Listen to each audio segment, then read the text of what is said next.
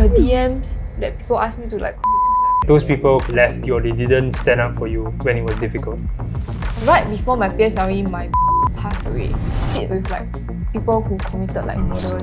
I don't have memories of my past anymore. Like I can barely remember anything. So the moment I sleep, right, I will wake up screaming.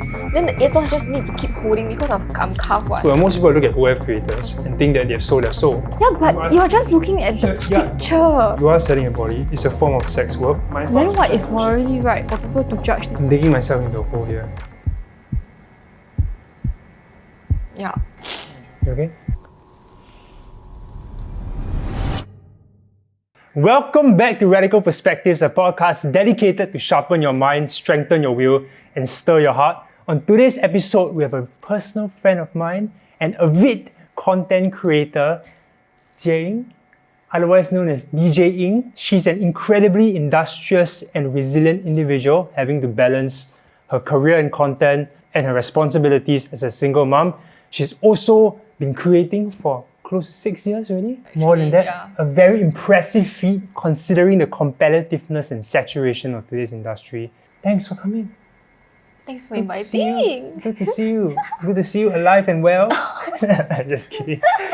We are dressed in white and black today, which is also the podcast colours. Interesting, small. I knew of your existence way back.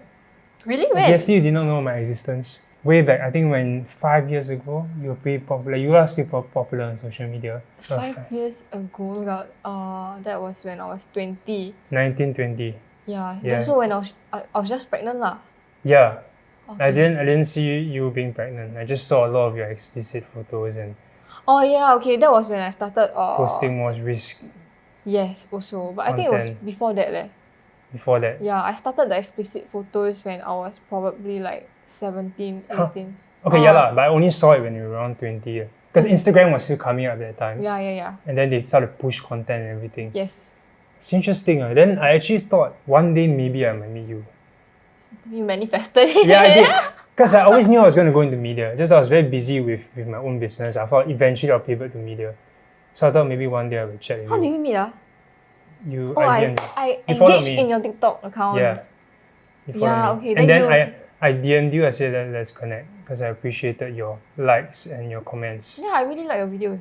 Yeah. I was a bit surprised because this is interesting because I had certain stereotypes and judgments about you, right? I think people might have based on the content that you see because it's a filtered version of somebody, right? Yeah. And for me, it's like I'm a very quiet, conservative boy growing up. That's true. You know, and now obviously my perspective has changed a little bit, but back then in my early 20s and all, I have certain paradigms and judgments. So I was slightly surprised that you like my content and you're the first one. I love it I know you're the first female creator that kind of I connected with.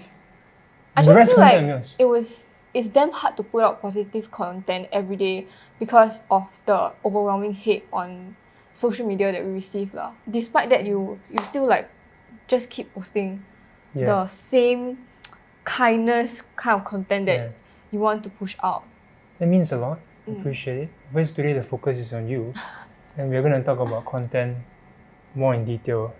The agenda for today, Jie Ying has a very interesting life, so we're going to run through it from the time of upbringing to getting into gangs, abusing drugs, being incarcerated, giving birth in prison, coming out, hustling as a single mom, creating content. And we'll talk a little bit about certain judgments that people have, whether it's true, whether there's some, and certain conscience when it comes to content. Okay. Probably questions that you have not been asked before on other podcasts. So probably not. Okay, let's start with your upbringing first. As a kid, how were you like? Were you very naughty? No, I was damn nerdy. I was like, before I moved to the north side of Singapore, right? I used to stay in Central. So back then I was like a nerd, like a fatty nerd. Then I was in like higher mother tongue, higher math. My compos would like go onto like newspaper, that kind. So the expectations on me as a kid was very, very high. Like not just within my family, but within like my cousins and everyone, right? Everybody thought that I was the one who would go to uni, go overseas to study, that kind.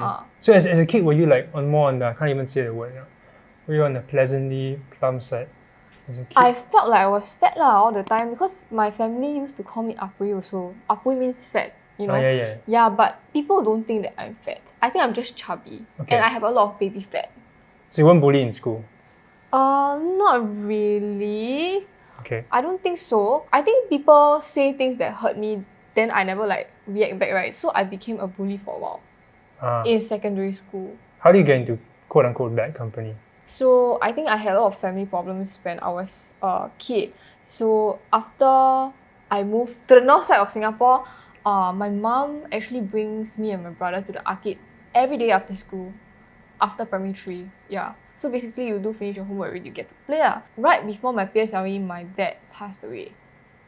Yeah. And my prelims were 247. Because of this, right, and everything that happened, my PSLE aggregate was only 196. Yeah. So it was a in-between score of like you go to a better school, but you go into like NA. Or not is you go to like a average school, but you go into express. So at that point of time, my only friends were my arcade friends, and everybody were much older than me already. Okay. Can I circle back slightly? I know the story of your dad's passing. Will you be open to sharing a little bit about it? Okay, I was very young, so I cannot exactly remember what happened, but he passed away because he committed suicide. Yeah. Because he was in debt. A lot of that. And I think at that point of time, he has already disappointed the family so much that my mom might have like left him. How did that affect you as a 12-year-old? I don't know. I don't have memories of my past anymore. Like I can barely remember anything. But according to like my family members, right, they told me that before all this happened, I was a very jovial kid. Like I laughed a lot. But after this happened, I just became like a very quiet person. I was just to myself all the time. So your memory wiped it out. You have no relationship with your dad. I cannot remember much. I really cannot. So at first I thought it was like something wrong with me, but when I go and see doctors, they told me that it was like my head tried to protect things. But you were 12. You were 12 at the time, which is a really age of consciousness. Yeah, and the only thing that really impacted me and hurt me until today is that during my PSLE remedials, right, my dad actually sent me a text that was supposed to be sent to my mom. It was like a goodbye, I love you kind of text lah. But this kind of things actually happened during my childhood before, quite a lot of times. And that text, I didn't bother and I didn't reply or like send to my mom. So when I reached home after that, then he was gone. So that was the only thing that I can't remember, crying in the bathroom very, very badly. Then after that, I just like detached from the world already. A lot to unpack there, but it's not in my position to do it here. Maybe we can talk about it offline. But we move on to being company. So you arcade friends. I wouldn't say they're bad company lah. Honestly, as a kid, I was still very protected by a lot of people because I was the youngest. Like I was 13 and they were all like 14, 15, 17. And I'm not like 坏蛋, you know. I was still quite 单纯. That means quite innocent. And they could tell. So they always, I think when they told me that, you know, go to Express, it was like a good advice in their head. But they didn't think that, you know, it would be hard for me because I was already coping with so many things in my life. So subsequently, after that, I just started to go to town a lot. I became one of the towners that, you know, play pool and just smoke cigarette outside Old White Town. How old are you? 14, yeah. Okay. Yeah, then 13, 14 lah. Which was Sec 1 period. You Sec 1 every day after school, I take MRT, go to town. That's crazy Now that I think about it, I don't even know where I get the energy from. I mean, you're young back then. Okay. Yeah. Interesting. Yeah. So then, how did that progress into you being in a gang? And what did people do there? Okay, that part I still not in gang. That part everybody's still very thick on me. I only started maybe like partying and smoking. Drugs was when I was about 15. Gang was 20. Oh, that's after prison. After my DRC one. Oh shit, I didn't know that. Because my addiction only came after DRC one. Oh. The strongest addiction I've ever felt in my life. Okay, we get into that, but then how did you, from 15 to 19, abuse drugs and go in? You just abused it from your dance circle? Yeah, so basically, I don't know how I went from towning to like meeting this bunch of people from Bukit Panjang lah. Yeah. Then I started going to Siam Tews a lot. So I woke up one day with a bunch of people just smoking this thing from me. So I was like, hey, what are you guys doing? Then they were like, don't come near us, like don't. Then you're 15, of course you're curious about like these kind of things, right? So I asked them to let me try lah. Then I did, but I didn't like it. Then after that, I remember my Woodlands friends asked me to help them buy because they want to try also. Then I take it from my group of friends for my other group of friends already, right? Then I smoked a little bit on my own, but I don't know what happened. When I walked out and I was supposed to pass them the stuff, right? I fainted. Then my mom woke up, it was 7 a.m. I didn't think that she would wake up, and I never hide anything because my friends were already at the door. My mom went into the room, she straight away asked me what is this. Then no chance given, she straight away calls police already. Oh, that was my first case. First drug case. So your mom didn't even quote unquote protect you or like hide it a little bit? I think until today, she believed that act right was to protect me.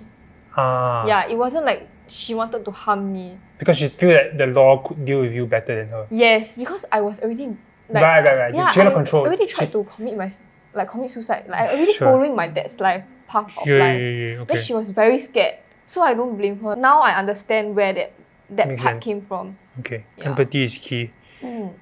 These people that you're hanging out with, why did they choose that life? Based on your remembrance? I have no idea. I honestly think that they're just as lost as me when they were younger also. Okay. Yeah. Parents, Probably. support. Yeah. Talk to us about the process when you first went into jail. This one never go jail. Oh, never go jail. Just report. Counselling only. But that substance, pardon my ignorance, like some people are looking at me like what Kevin's like all over the place. That first one when your mom called, that substance was not drugs. It's It was drugs. like, okay, but the police didn't come. They came. Oh, because you're underage. I'm underage. I was just 15. Oh, and honestly, because the dosage was so low, right? My urine was cleared.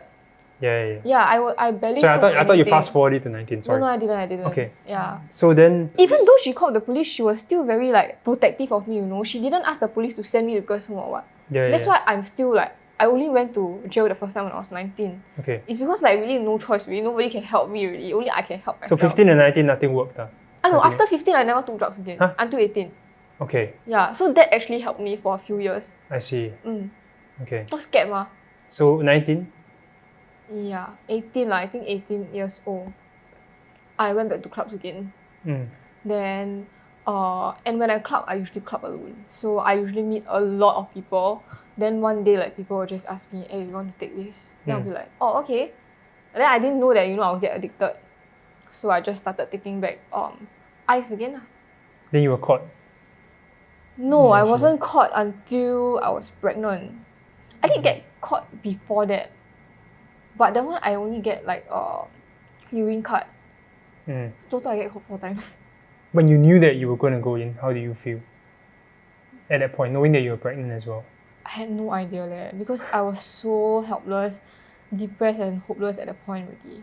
You know, even if it's not going in, I probably would have taken my own life already. Yeah, drugs was my escape lah. Okay. So you went in. Did it shock you, or was it just like, get used to it? Shocked me. Okay. Shocked the shit out of me. Yeah, because as a pregnant inmate, right, like you don't stay with the drugs or druggies landing. You stay with like the penal, the life rows. Really? I'm the only one drug cell in landing 2. So I sit with like people who committed like murders. Wow. That kind Yeah, and they're all like older. What were they like, these people? Some of them are very wise because they are much, much older already. And I think they have sat in like the prison setting for so long that they already changed. And maybe sometimes when they do something wrong, right, maybe some of them were on substance or they never they don't have a thought process before they do something. So when I meet them, I think they are really like a completely different person. Who's to say how they will be again when they come out to society? But at that point when I meet them, some of them were really very nice lah. And some won't ever see society. Yeah. Some might even get hanged. You Wow. never know, yeah. They're all fighting cases ma. Wow, I cannot imagine that. Like if you have a chance to get hanged or sit life for, right, you will have a double stripe on your shirt. But you spoke to these people like normal, every day. Every day You all not chatted normal. about things. DRC one, I still quite quiet. Okay. So usually if I speak, right, it's people can't talk to me one. What is DRC one? DRC one means drug one. Okay. It means your first sentence. So different sentence, different. So my second sentence is drug 2. Drug 2, they will give you a stricter what am I talking about? Stricter. No, there's no stricter or anything. It's just drug 1, drug 2, drug 3, drug 4. So you see, I need to clarify for the audience here, see? Because Yeah. they don't understand. When you use jargon, I need to help them to understand. So basically, if you get caught for drugs the first time, you go into drug 1. But it's just a number. Yeah. Because usually if you're it drug makes no 1... difference to. Yeah, you stay with drug 1. Okay. If you're drug 2, you stay with drug 1 and 2. They won't mix like drug 3 and 4 with drug 1 and 2 together because they will scared like, maybe Influence. influence or like bully or that kind of thing will happen. Yeah. How was sitting in there? How long were you there? The first one I was in there for 6 months. So I gave birth at my 4th month, then I moved up to DRC with the rest of the inmates. Okay. Could you describe that process? I was in the hospital for 7 days because the first day when I went to the hospital, I thought it was fun. I could see the TV, I could drink some Milo, eat some biscuits again. But I didn't expect that, my cervix wouldn't open, even though the cramps were coming already. On the first day, my mom came down to sign the form. I was crying because I was already in pain. Then hearing her voice again really just put me in a very painful, difficult, comfortable position. Yeah. Then I was crying and she could hear me. She was like, 加油 okay 姐姐. Then oh my god, I will cry. Yeah. Yeah. You okay? Yeah.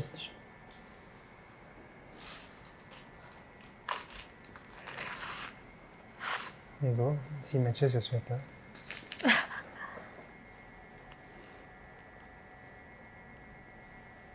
Take your time. Oh, I never cried on podcast before. Didn't you cry on the previous one as well? No, I didn't. It's okay, take your time. Yeah, okay. Oh my god, okay. You want to drink some water? Come, pass me a tissue.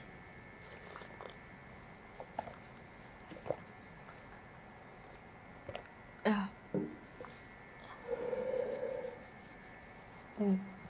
Okay. So I remember the doctor asking me if I want to be induced, but I wanted a natural birth, so I didn't know if induced or epidural. I don't know what those terms means. I just thought that if you do all these things, it just means that it's not a natural birth anymore. So I rejected until the 3rd day. I never sleep, The pain was I never sleep for 3 days already, and the cramps just keep coming. And the intervals of each cramp is just shorter and shorter. Yeah.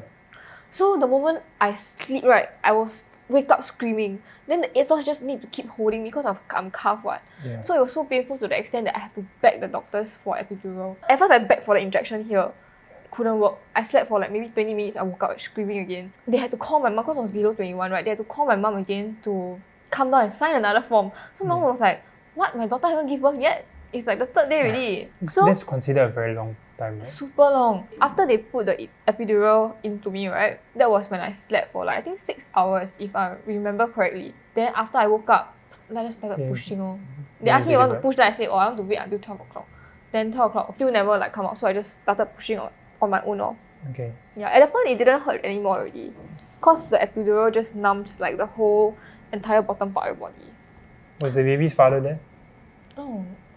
He did come and visit me in the hospital after that. I had one open visit. So basically, if you stay in the hospital for 7 days, right, prison has to give you an open visit. If I'm not wrong, to my knowledge only, yeah. Okay.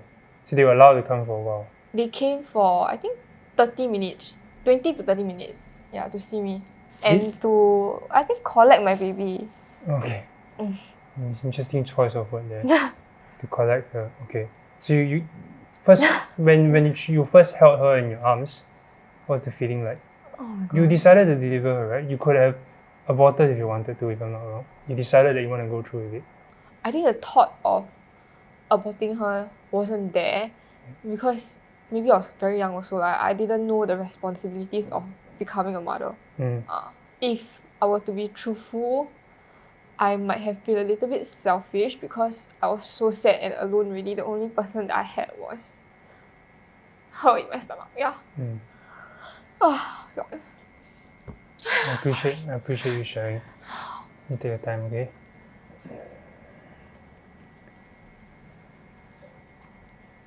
Okay, yeah.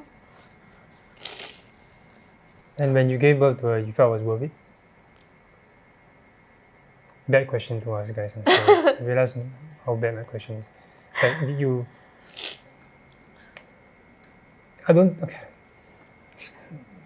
regret is a horrible word. Maybe just talk about that moment when you gave birth to her. How do you feel? The moments I only regret this is when I feel like I cannot handle or I feel like a bad parent. I'm sorry. So I did not want to use the word regret. I don't think regret is the right word because it is a human life and just using the word itself, I think, is an invalidation to her. So I see the relationship you have with your daughter is very precious. You know, It is. and you are doing a great job, even though sometimes you don't feel like it. I just want to assure you on that. So I do not want to use the word regret. I think that she's a beautiful girl. I think that you're a very kind and loving mother. You should give yourself some credit for that. I think my question was more of, how do you feel in that moment? She was really very precious, Lord. She was super small, like really very tiny, you know. And I just went through all of that just for this, you know. Then the moment of like breastfeeding her was also like a very heartwarming moment. Yeah. Like to see milk coming out of your body. I mean, I was 19. I've never expected that to happen in my life. I've never expected myself to become a mom. Yeah. Yeah. This is a good segue into the next segment. You came out of prison eventually, and you had to now deal with the world. You're young, you had to pay your bills, you had to pay another person's bills now. You gotta take care of her. How do you handle that? I didn't handle that very well. Like, I relapsed during the second month. So I left baby fathers completely. But I still couldn't deal with the pain and everything that has happened. So I made like a mistake again to go back into ICE. Because at the point of time after I came out, I had read everything on social media again, and I couldn't stand up for myself anymore because it's been 6 months. You know? What was on social media? People saying gossip about you? Not just gossip, mothership. Okay. I was on mothership. Like my whole entire pregnancy was on mothership. The Really? whole cheating. Yeah. Okay. Google the DMs that people asked me to like commit suicide with my child. My number was posted online. Then I had a lot of like harassment going on. Sorry to hear that, by the way. Yeah. It must have been difficult because you only not even 20 at the time. 19 No, plus, yeah. 20. And people didn't give a shit. No, they didn't give a shit. They just think that I was the bully because this is my fault. You take some responsibility. Yeah. Okay, fair. Because I genuinely didn't know who the girl in the video was. Yeah. And if you don't have context behind this basically baby father cheated and I found a sex tape in his phone. But I didn't know who that person was. I was desperate to know who that girl is, and I genuinely believed at that time that it was this girl because there were a lot of evidence that supported what I believed. But until today, I still don't know the truth. That's what it is. Yeah. So you unknowingly doxed the person now? Yes. Okay. So that whole thing went online, and the article even said that I went to prison because of this. So how was I supposed to stand up for myself? Well, you did because you're still on social media. You could have left it. Most people would have left it. But I didn't talk about my story for a very long time. And I left it because I had to protect my own sanity. Yeah. Okay, so you just move on with your life, and as usual, people just forget about things. Yeah. They forget, but I don't. Okay. Right? Yeah. Single mom, like, how did you, after the incident, you relapsed, you overcame again. How was this 5 years? I know it's very hard to summarize it, but if you were to summarize it, how did it affect your life? Okay, when I just stepped out of DRC one, even though I relapsed, my trip every day, because I don't sleep, right, was to take care of her. Yeah, so I just be with her all the time. Until I dropped my tagging, that's when I started running from my house because I was scared that CMD would come to my house anytime again. So I would take her and run from houses to houses and hotels to hotels and Airbnbs to Airbnbs. Really? Yeah. How old was she at that time? 1, 2? Okay. Yeah. Then it got so bad to the extent that my entire savings was like gone already. I had to put her at home Yeah. But I still went out to find my ways for drugs. It's interesting because, I obviously only saw a certain site on social media. I didn't go and dig, right? I didn't even follow you at that time. I just saw you on the feed. But I have a certain impression based on what you're showing me on social media. I would never know that behind that is all these things that you're battling and going through. You were still posting stuff on social media at that point. I was still posting stuff. I think that period of time, when COVID just hit and I just came from DRC one, the money was doing really well. Yeah. Okay. Because I think influencers just like suddenly popped. Because everyone was online. Yeah. Okay, fair enough. Wow, I think that period of time, suddenly social media became a super big thing. So everyone come to you, they DM you, and okay. A lot of small businesses or some more. Even they were willing to pay. Interesting. Okay. I think we pivot into content a bit later. I don't want to keep jumping back and forth. Let's close up on this segment first. You think your identity has become tied to a label? I don't think so because I haven't speaked up about any of this before this podcast. or like before Singaplex at least. Okay. I never talked about it. Only when I meet people personally and I feel like, you know, they wouldn't cross like my safe space, right? Then I would talk to them about it. Yeah. So a certain level of trust needs to be built before, obviously, before you share. And also, by then, the person wouldn't have judged you already. Yes. Okay. And also, I had to be ready. You know, I cannot just step up and talk about all this if I wasn't ready. Like, if I knew I would fall back into drugs again, it would have been bad lah. Yeah, super bad. So people don't really dig out your past, even though it's online. But you were saying that articles. There's a past, but they don't know all these things. These are the behind the scenes of my past. Okay. Yeah. Like DRC1, DRC2, I don't talk about it. Okay, I understand. Sorry, I'm coming from a frame because I share everything. I even wrote a book, which I gave you a copy, by the way. Yeah, you probably haven't started yet because you're busy. Yeah. I do think you'll enjoy it eventually when you have time. You can read it now, okay? Speak a bit about your daughter. Describe what she means to you. Joys, challenges of raising her.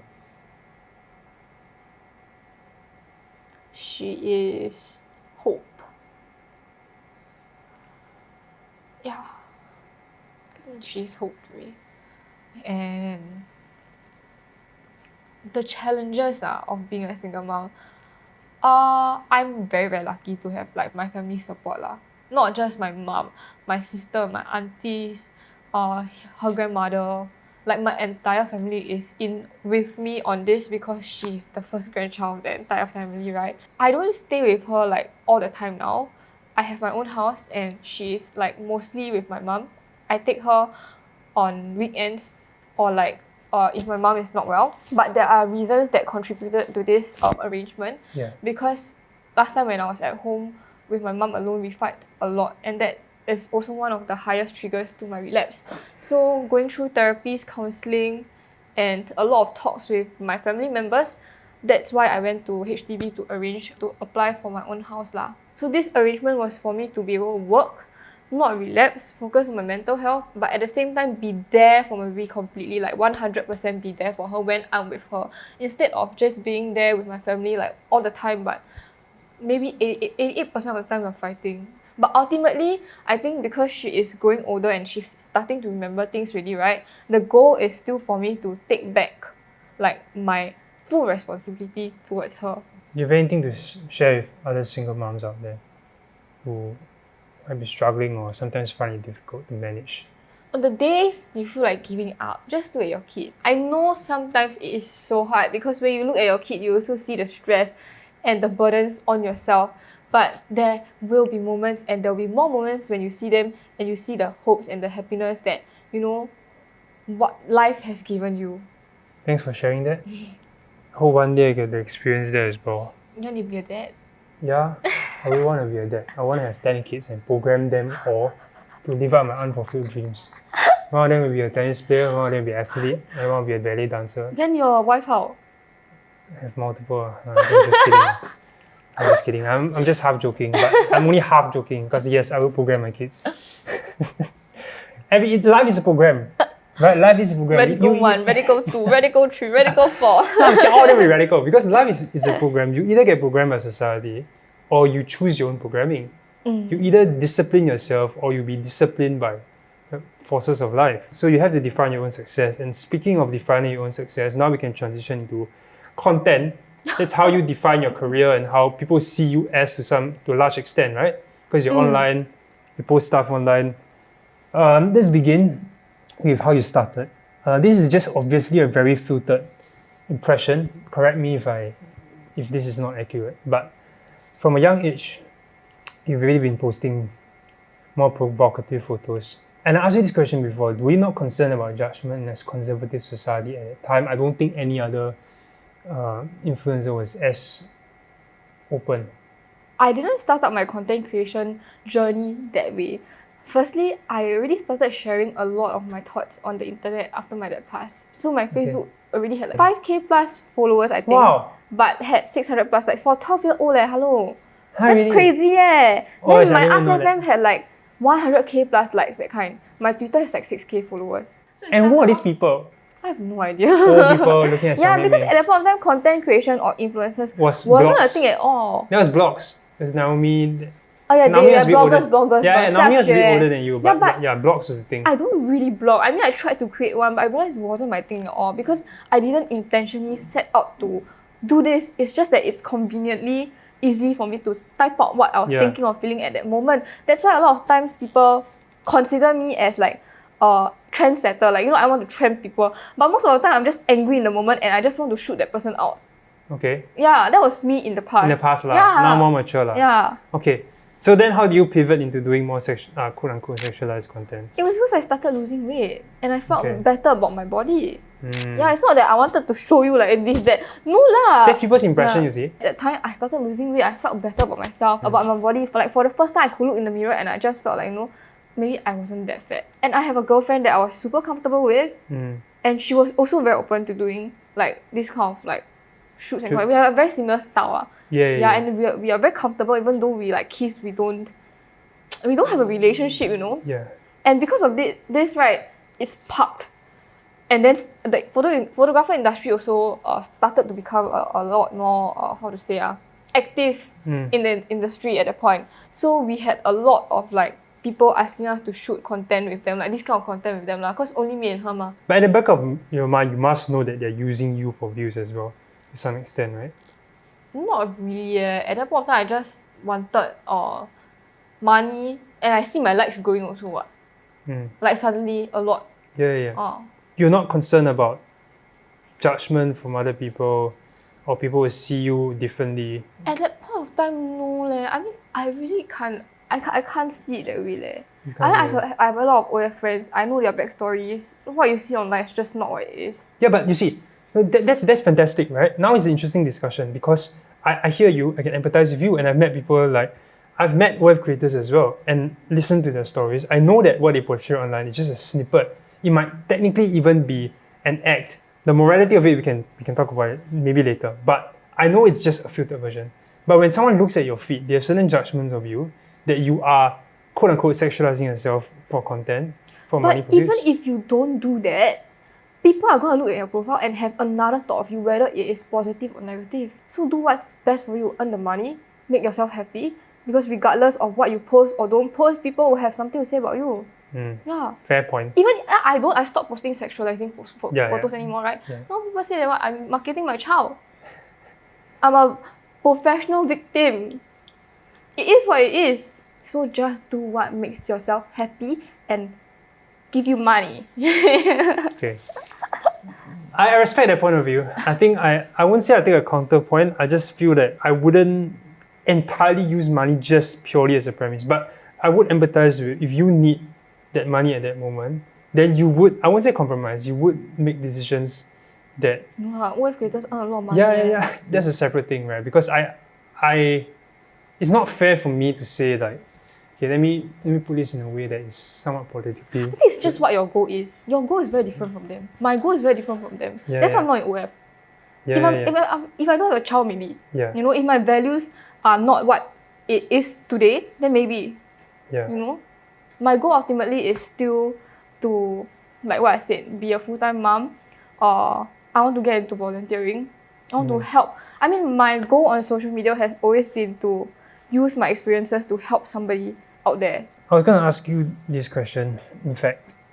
And we discussed this the last time we met in person. What's your content direction and everything? Yeah. So you feel like that's what you want to do more open. That's why you're on this podcast, because you want to show a different side. You want to talk about your experiences. Yeah, and I see my followers growing with me. I think that's magical to see. A lot of them just have the same past as me, but now they're also mothers. They might be married. They also get out of the same situation that I was, maybe not going through DRC lah. But it's just very heartwarming to see them go through all that and grow up together with me, Let's talk about content broadly. The media, some people have told me that's a bit toxic, quote unquote. The influencer space. I'm new to it, obviously, and I'm starting to figure out things. Obviously, I would like to believe that my interpersonal skills are a little bit more developed, so I can navigate it pretty well. But as a young 20-year in your early 20s, was it hard to navigate? Was it hard to know who to trust and who that's going to backstab you? I didn't even think of it until the Mothership article came out, and all my friends just started to give me the side eye. I'm just like, oh, what's happening? So they're not my friends. Yeah. And also, I didn't brand myself when I was younger. I just partied all the way. And my life was just super interesting to everybody. Apparently, like when I meet followers like the Gen Zs now, that's what they tell me lah. You should have branded yourself. Look at Coach. She's so rich now. I'm like, oh yeah, that's true lah. But I've just been playing my whole life lor. That's the truth lah. Until maybe recently, after I came out and I started rebuilding back my social media, then I am starting to try and figure out what I want. Okay, so you're saying that those people quote unquote left you or they didn't stand up for you when it was difficult? You know what? I don't think it's just content. I think media is just an amplifier. I think in life people are like that as well. They protect their own interests first, especially when they're weak, and they don't have enough to protect, or they have certain loyalties to keep. They would obviously prioritize their own interests first over like this acquaintance that they have with you. You know what I mean? So I can fully understand it. But it's funny, right? When you suddenly do well again, then they suddenly turn their backs, their fronts to you again. Then you know already what. Okay, we won't drop any names, but I think if I were to take a more stoic point of view, people are not loyal to you. They're loyal to their need of you. When the need is gone, they vanish faster than Usain Bolt can finish 100 meters. And understanding that might seem a bit depressing, but to me it's empowering because you don't have the expectation that people are going to stay forever. And you shield yourself also because attachments cause suffering. You're not attached to the ideal that this person is going to stay forever, number one. Number two, you also do your best, whether it's strategically or sincerely, to add value to the person, to keep them in need of you. Because if they're no longer in need of you, they're not going to be loyal. Whether it's an employee, whether it's a relationship, whether it's any form of relationship, if you're not providing value or filling a certain need, you can't expect them to be loyal. And I know some people will fight me on this. Some people will be like, no, you should be loyal for loyalty's sake. The moment you say I'm girlfriend and boyfriend or I'm married, you should death do us part. Never the case. Never the case. It is always loyalty based on need and based on values. You can give me a counter argument and say if they're very religious, they will stay out of that loyalty to a higher power. But it's still a loyalty. It's still a need because they want to protect that value that I will not leave my partner because the Bible says so. Anyway, that's a bit heavy. Okay. So sometimes I transition into saying just like, okay, do you agree, disagree? Half. Half. Which part you disagree with? I don't think everyone is loyal to you just because they need you. Mm-hmm. I have friends in my life who really they are there for me and help me when I have nothing. Okay. Maybe they see the potential in me to be okay again and they might, I don't know, but they don't make me feel that way lah. In that sense, I would say that you can argue that true altruism doesn't really exist because people might find it surprising coming from me. Yeah, because I'm radical kindness. So people might find this surprising coming from me. I'll say this with a caveat that technically you can argue there is no true altruism because when I'm serving someone, I stand to benefit as well. I feel good about myself. And people who know me know that I've said it many times that I'm doing content as a form of therapy. I feel good about myself. That's partially why I do it. Why would I not do it when it makes me feel good to give away money? I can't take money to the grave anyway, you know? So you can say that your friends are doing it because they feel good about themselves, that they're being a good person. And so when they do it, they're also serving their own needs. Yeah, but that also contributes to that loyalty, that bond of friendship that we have. Yeah lah. So they're loyal to their need, ma. We're loyal to each other, what? They need to feel important, feel valuable, feel useful as a human being. Because I'm loyal to their need, by the way. I'm a very savior mentality person. Like, I need to wake up and believe that I can save the world. That's how I function. If not, I would not accomplish all these things. Because I genuinely believe I'm meant to do great things. I'm trying to think why I'm loyal. Maybe I'm loyal because I need them to be loyal as well. Anyway, this is just some food for thought. Y'all can reflect. I'm not here saying that I have the answers. This is just the way I've contextualized things and from my past experiences and how people are. Because there are people that have told me that they'll be with me and whatever at certain points. Not romantically, but just in any context. But the moment they have a better opportunity, they're not there anymore. Do you reach out? I don't, because sometimes you have to be the one to reach out. No, it's not that I want to reach out. There's no point for me, right, to convince it. A man convinced against his will is of the same opinion still. I'm not going to convince someone that wants to leave to stay. I've done it once before with one of my team members, right? And then I convinced them to stay. They stay for a while and eventually they still go, yeah. Because they're doing it because they out of sympathy for you, not because they I've really... never experienced that. Most of the time, I'm only by myself because I choose to put myself in that state. Yeah. Is there anything else you want to talk about? This is like a chill episode, like talking to a friend. So I want to talk about, I wanted to ask you about moral conscience wise, but I think you really answered the question. It's like you're okay with posting quote unquote sexualized content because people are going to judge I won't anyway. post it, but I'm okay to see it. I won't feel like, hey, why this person like that? I wouldn't lah. You wouldn't, in what sense? Like, I wouldn't have the thought, that sexualize yourself. You don't? Okay. Fair enough. Most people look at OF creators and think that they have sold their soul. I'm not representing my views, by the way. I'm representing the public's views, right? It's that they look at them and say that you are a sellout because but you're just looking at the purely picture. I get it. But now I'm trying to help you empathize with the public's view. Is that they are seeing them as no, you are selling your body. It's a form of sex work, and by the way, OF is classified as sex work, right? You know, right? It's digital sex work.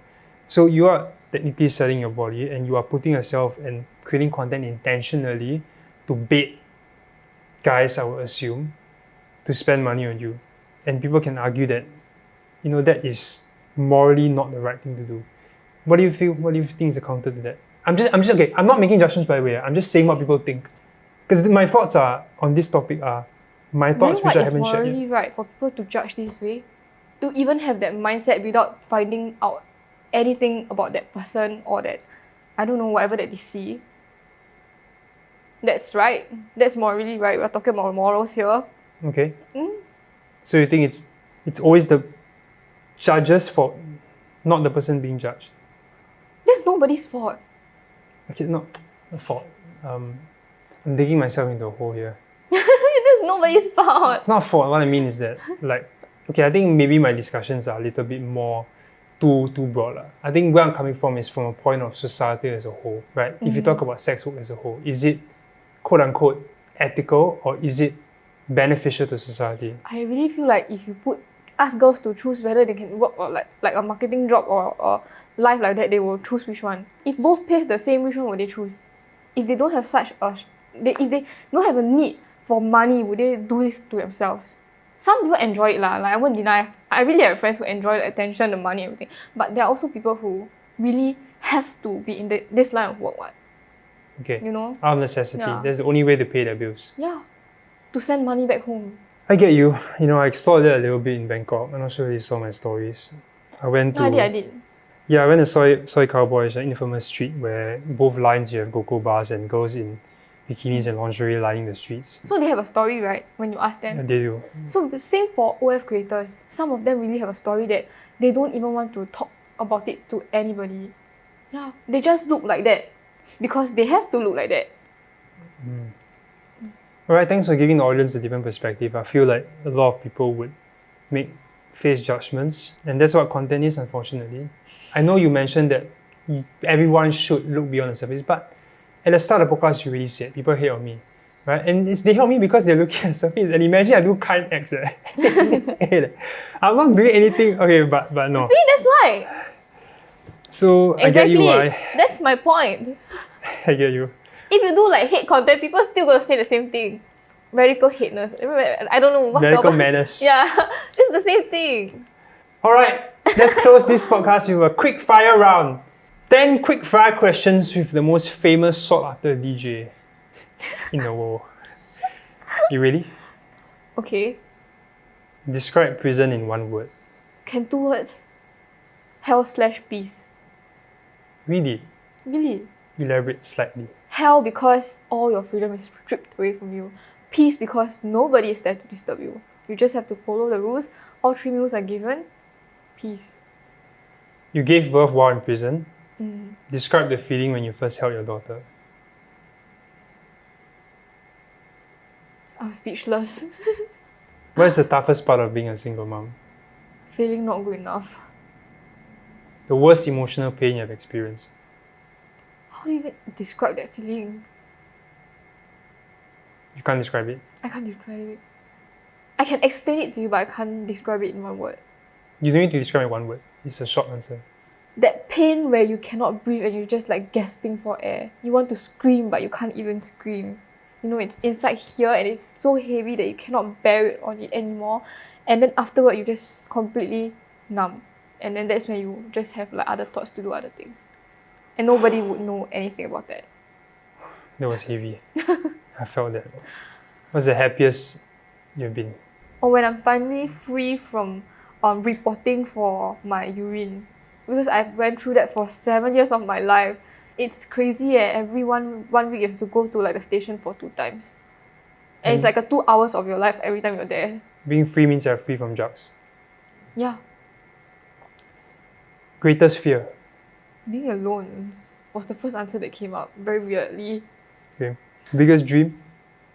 How you ask me that? You know I'm still lost in my life. It's okay. Biggest dream? At the moment. I know. I want to drive a car and send my baby to school every day. Maybe I can gift you one. Oh my god. I know, the license is the hard part. The license is the hard part. You have to pay for a lot of expenses even if I give you one. Okay I'm not Mr. Beast yet. 3 words to describe your content. Very lifestyle. Sometimes comedy. And I'm doing a lot of encouraging kind of like content. Inspiring encouragements? Yeah. Okay. One advice to a budding content creator? I think number 1, don't be afraid.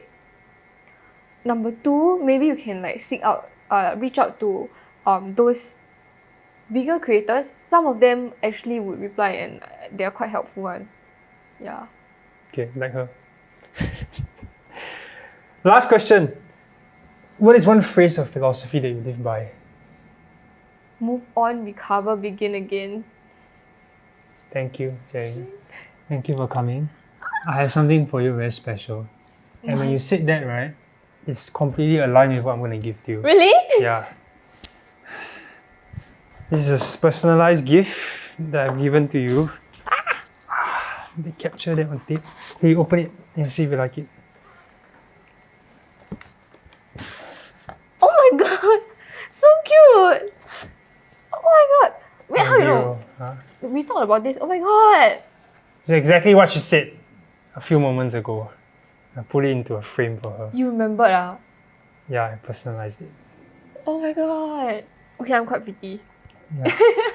I chose the best picture as reference. Oh, I know what photo this is. Yeah, The selfie that I was in Phuket or something. maybe. The beach one, right? Because think it got so. this colour. Oh yeah, maybe. Oh, shout out to my mom for being like the biggest support in my life. Oh yeah, we didn't talk about my mom. Yeah, Jie Ying's mom. I Yeah. appreciate you, even though I've not met you. But your kindness has been. She is a completely different woman from me. Why? Her resilience, her Yeah. patience. That's you, what? It's not you, man. You're resilient also, what? Anyway, I want to say that hey, your daughter is very kind. She's been very kind to me, and you should be proud of her. I don't think she watches this podcast, but you can show it to her. She actually liked the Singaplex video. Okay. I was So you shocked when show I this see it. I to was like, her. oh no. But let me end off with my encouragement to you and my gratitude. Right? First of all, I really appreciate you reaching out, supporting my content, choosing to believe that, I'm not a scam and that I'm actually genuine with my kindness. It means a lot, especially when I first start on social media. Not everybody will be that nice to you. So I appreciate that.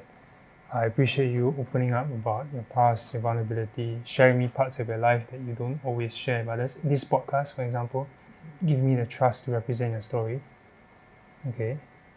And Thank you for being my courage. For giving me courage to speak up. Yeah. Yeah. And finally, I wish you all the best.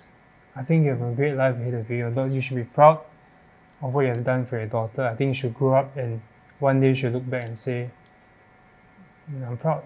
I'm proud that of my mom. She looked at you and said, I love you and I appreciate you. And then you realize that moment is worth it. Yeah, Okay? that moment, for all parents, that moment will be super worth it. That is the moment you should be waiting for. Exactly.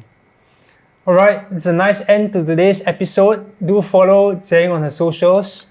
Follow us on TikTok, Instagram as well. You want to check out my book, you can. The link is in bio.